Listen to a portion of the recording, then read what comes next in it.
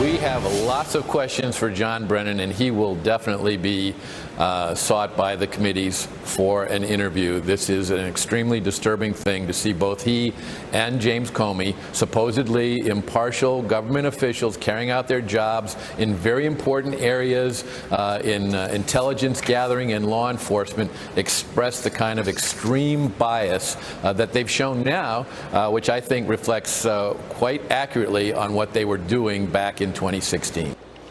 All right, Congressman Bob Goodlatte this weekend calling on the former CIA chief, John Brennan, to testify to Congress on his role in this Russia witch hunt hoax. Here with reaction to Judicial Watch President Tom Fitton, who deserves a big pat on the back tonight, former federal prosecutor Andy McCarthy. Let's go to that particular point and get your reaction, and more importantly, just get your general reaction to what we learned today.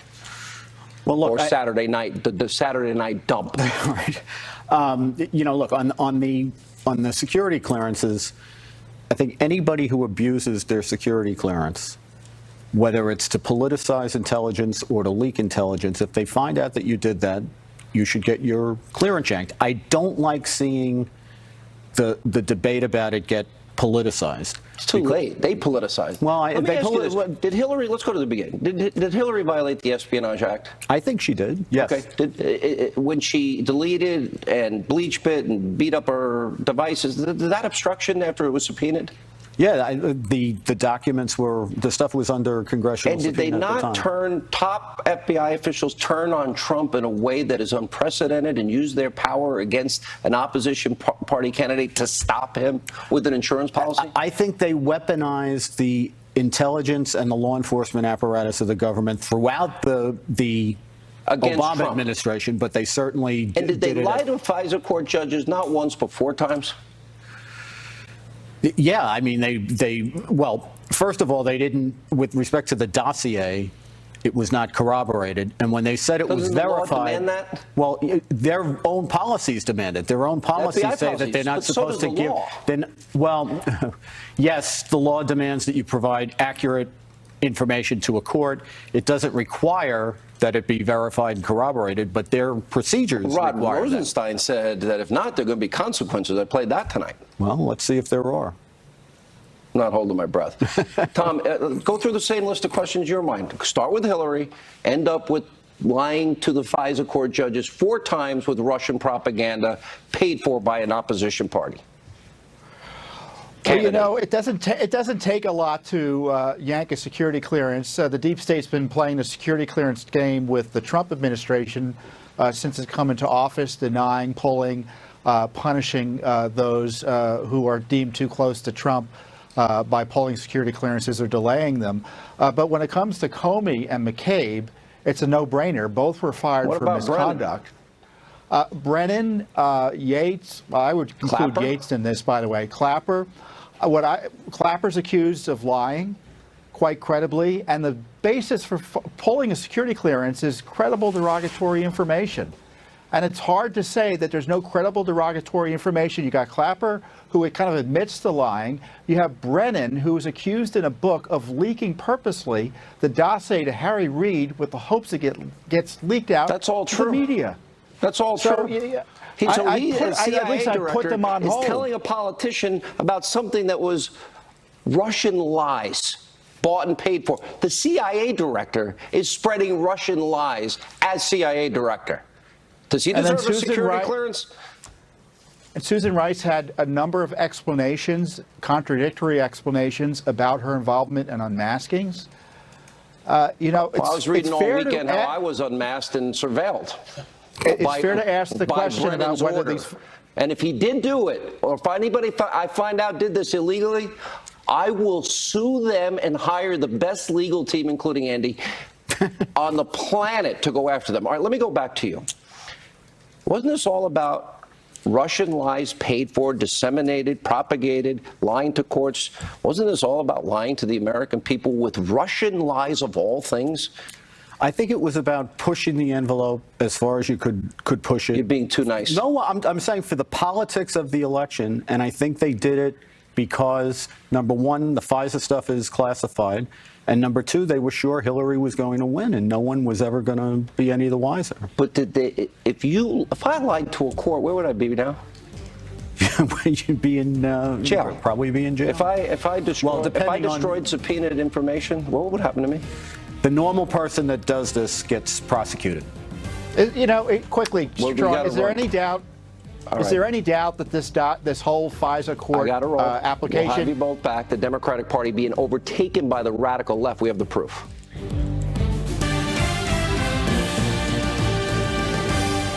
All right, socialist superstars Bernie Sanders and, the new rock star Alexandria Ocasio-Cortez were in Kansas on Friday pushing their socialist, liberal, left-wing agenda and actually claiming they are the new normal for your Democratic Party. Okay, take a look.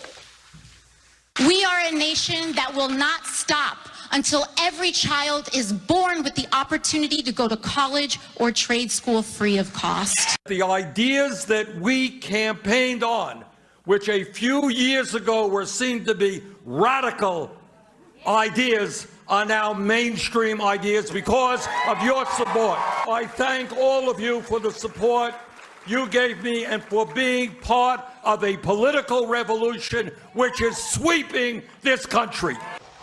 We start this week the 100-day countdown to the most important midterm in our history. That's tomorrow night. All right, that's all the time we have left. We're always fair, balanced, not to destroy Trump media.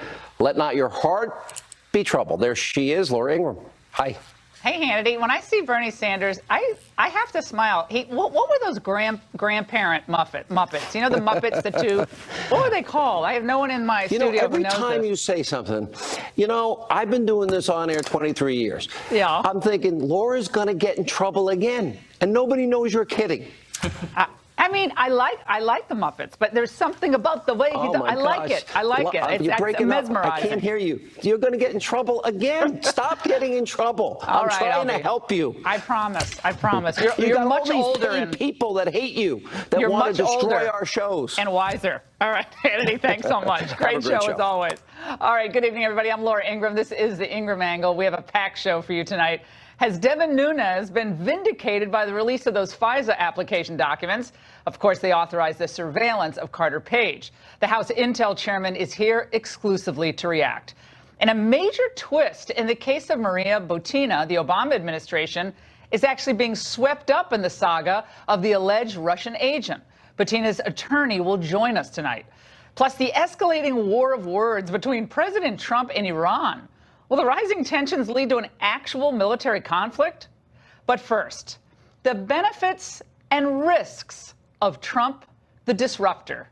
That's the focus of tonight's angle. Now, whether he's dealing with foreign relations or our own intel agencies, Donald Trump is living up to what he promised on the campaign trail. He is a disruptor. When he believes it would benefit America, he's unafraid to reorient or even challenge old alliances.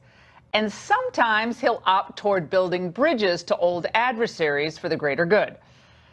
As he has on so many issues, Trump has ditched the playbook of the bipartisan establishment and also the conventional wisdom that goes along with it. And let's face it, this has driven the old guard and their cheerleaders positively bonkers. I just personally think today is just an incredibly depressing moment in our time, in our history as an American. When your home is burglarized, you don't invite the burglar over to dinner. You put in a home security system. We should not be inviting President Putin to dinner at the White House. It's quite a pass we've come to when the leadership of a country like Iran seems more stable and rational than the President of the United States. The U.S. influence is diminishing. And the overriding thing that connects all of this is diplomatic malpractice by the President of the United States. Diplomatic malpractice, diplomatic norms. Like, what are those? Are those the norms that allowed China to go virtually unchecked for almost 2 decades? Or the diplomatic norms that thought that Iraq was an essential war? Or is it when we looked into Putin's eyes and saw his soul? The fact is, many of the same people trashing Trump's disruptive approach were the same ones who advocated the most disastrous policies of the post-Cold War era. Of course, as long as they hit the president, they're still going to get cushy gigs at the New York Times or that Amazon paper. And they'll also get pundit perches at other cable outlets. In other words, they get total immunity for being perpetually wrong on critical issues. The good thing is Americans, both on the left and the right, continue to reject the old norms that led to job losses, flatlining paychecks, offshoring our manufacturing, and disastrous military interventions. President Trump has stood up to China with tough tariffs, while slapping severe sanctions on Putin and also Kim Jong-un. And now he's standing up at a moment of social and economic instability for the regime in Iran. Typically, his all-caps tweet advising the Iranian president to never, ever threaten the United States again. I was coming back from a trip yesterday. I was like, whoa, it's all caps. It was greeted with the same snark and skepticism of so many of his global initiatives. Well, the difference this time, though, is there seems to be coordinated communications at play, a strategy, something the White House, I think, has long needed. Secretary of State Mike Pompeo and National Security Advisor John Bolton each sent out messages echoing the president's Iranian stance. Now, this is a radically different approach from the mixed messaging that followed the Helsinki summit. We talked about this last week.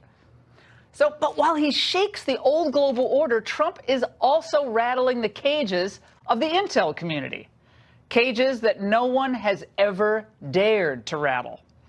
Remember during the campaign when Trump spoke about reforming and ending the corruption at the FBI and the CIA? Even his political nemesis sounded a warning.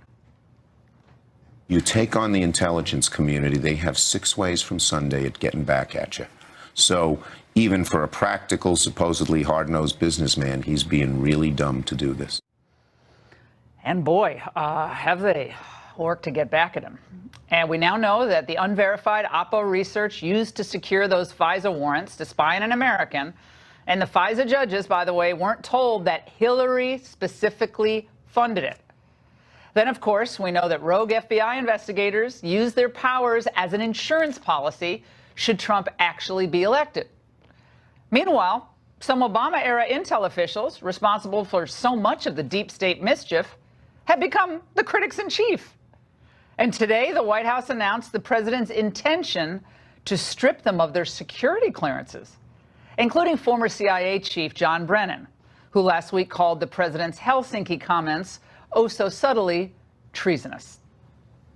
Not only is the president looking to take away Brennan's security clearance, he's also looking into the clearances of Comey, Clapper, Hayden, Rice, and McCabe. The president is exploring the mechanisms to remove security clearance because they've politicized and in some cases monetized their public service and security clearances.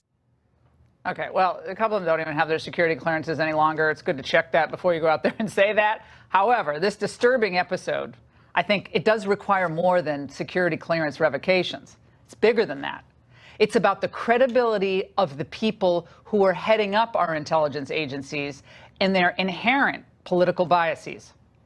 The president should be encouraged to continue disrupting on behalf of the American people, at home and abroad.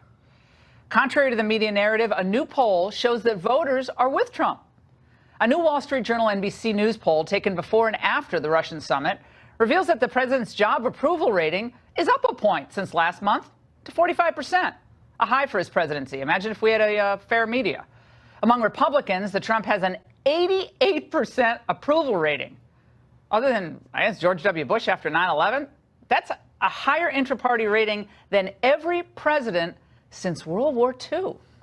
Now, President Trump is on the right path, but he must proceed cautiously and react deliberatively. Opposite is true. Which is it? The congressman joins us exclusively next.